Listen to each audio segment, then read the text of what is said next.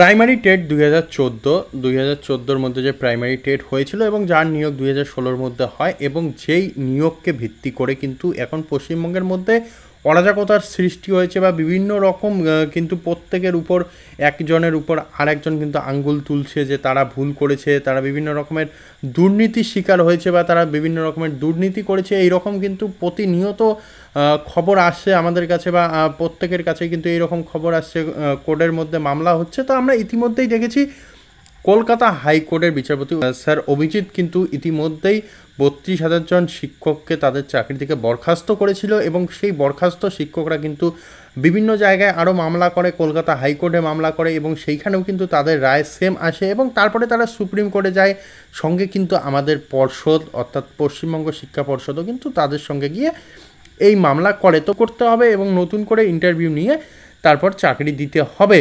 তো এই রায়কে মান্যতা দিয়ে আমাদের যে শিক্ষা পর্ষদ, সেই শিক্ষা পর্ষদ ইতিমধ্যেই কিন্তু নতুন যে ভাইবা হবে অর্থাৎ ক্যামেরার সামনে যে ভাইবা হবে সেই ভাইবার প্রস্তুতি নেওয়া অলরেডি শুরু করে দিয়েছে।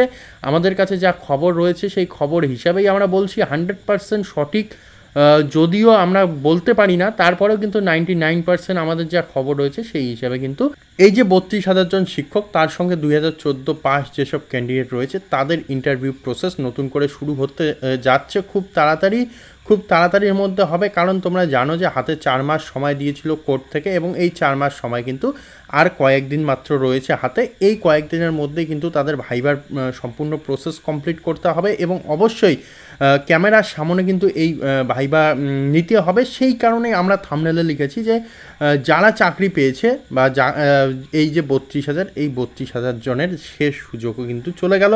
কারণ আমরা জানি এই 32,000 জন শিক্ষক যারা চাকরি হারালো তাদের মধ্যে অনেকেই ভালো শিক্ষক রয়েছে বা অনেকেই কিন্তু দুর্নীতিগ্রস্ত নয়। এটিও কিন্তু আমাদের কোর্ট কিন্তু স্বীকার করেছে যে হ্যাঁ, হয়তো যে এই যে 32,000 রয়েছে এই 32-এর মধ্যে প্রত্যেকেই দুর্নীতিগ্রস্ত নয়, তবে এই 32-এর মধ্যে থেকে খোঁজা কিন্তু খুবই মুশকিল কারা দুর্নীতিগ্রস্ত। সেই কারণেই কিন্তু তাদেরকে বরখাস্ত করা হয় চাকরি থেকে। তো এইখানে কিন্তু আরও একটি কথা উঠে আসে, যারা প্রকৃতপক্ষে চাকরি পাওয়ার যোগ্য তারা অবশ্যই আবার ভাইভাতে টিকবে এবং ভাইভা দিয়ে কিন্তু তারা চাকরি পাবে এবং যারা যোগ্য নয় তারা অবশ্যই চাকরি পাবে না।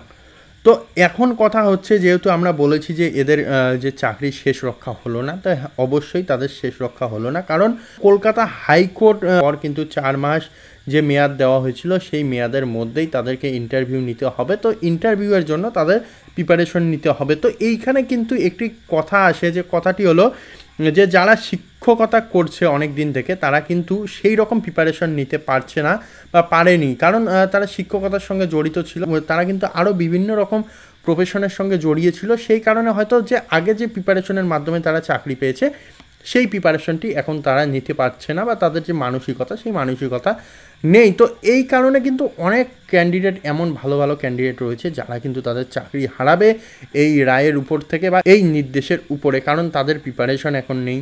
যদিও আমরা আশা করছি যে যাদের চাকরি গিয়েছে তাদের মধ্যে কেউই বরখাস্ত হবে না, দেখা যাবে 200 হয়তো বরখাস্ত হলো, তাছাড়া বাকি যারা রয়েছে তারা কিন্তু অবশ্যই থাকবে টিচার হিসেবে। কারণ তাদের যে এডুকেশনাল কোয়ালিফিকেশান মার্কস রয়েছে সেই মার্কস যদি আমরা দেখি বা তাদের যে টেট পাস মার্কস রয়েছে সেই মার্কস বা কাট অফ যদি আমরা দেখি, মোটামুটি একটি ভালো জায়গায় রয়েছে তারা। সেই কারণে কিন্তু তাদের চাকরি যাওয়ার কথা এখানে কোনোভাবেই আসে না। যদিও চাকরি যায় তাহলে কিন্তু আমরা আশা করছি যেহেতু তাদেরকে টেট পাস সার্টিফিকেট দেওয়া হবে, সেই কারণে তারা পরবর্তী যে ভাইভা হবে সেই পরবর্তী ভাইভায় অবশ্যই তারা অংশগ্রহণ করে কিন্তু ভালো রেজাল্ট করে তারা তাদের চাকরি বা তারা তাদের যোগ্যতা প্রমাণ করবে, এতটুকুই আশা করা যায়। কারণ যে সমস্ত ক্যান্ডিডেট সঠিক পথে সঠিক নিয়মে পড়াশোনা করে খাটনি করে চাকরি নিয়েছে তাদের চাকরি যাওয়ার কোনো মানেই হয় না। তারা যে যেন তেন প্রকারে আবারও সেই চাকরি নিয়ে দেখাবে এবং তাদের যে মান সম্মানের উপর আঘাত এসেছে সেই আঘাতকেও তারা কিন্তু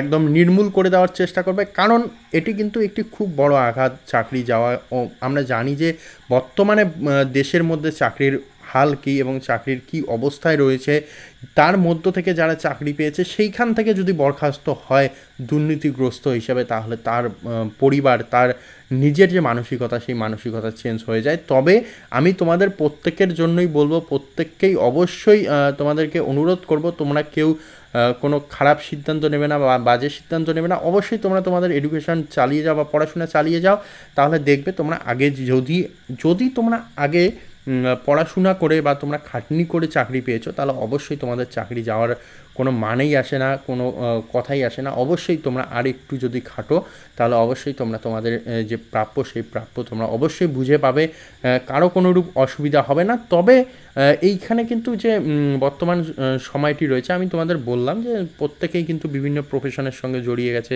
অনেকেই সংসার নিয়ে ব্যস্ত হয়ে গেছে। তো এই মুহূর্ত থেকে বা এই অবস্থা থেকে আবারও আগের অবস্থায় ফিরে আসতে অবশ্যই অনেকটা কঠিন, বা ফিরে আসা অনেকটা কঠিন, বা ফিরে আসতে অনেকটা সময় লাগবে। তো আমি বলছি তোমরা রিকভার করে নাও নিজেকে, কারণ যারা পাস আউট হয়েছো, যারা নিজেদের ট্যালেন্টের মধ্যে পাস আউট হয়েছো বা ট্যালেন্ট দিয়ে পাস আউট হয়েছো, তাদের পক্ষে কিন্তু এটি অসম্ভব নয়, বা আমরা অসম্ভব বলে জানিও না কোনো কিছু রয়েছে।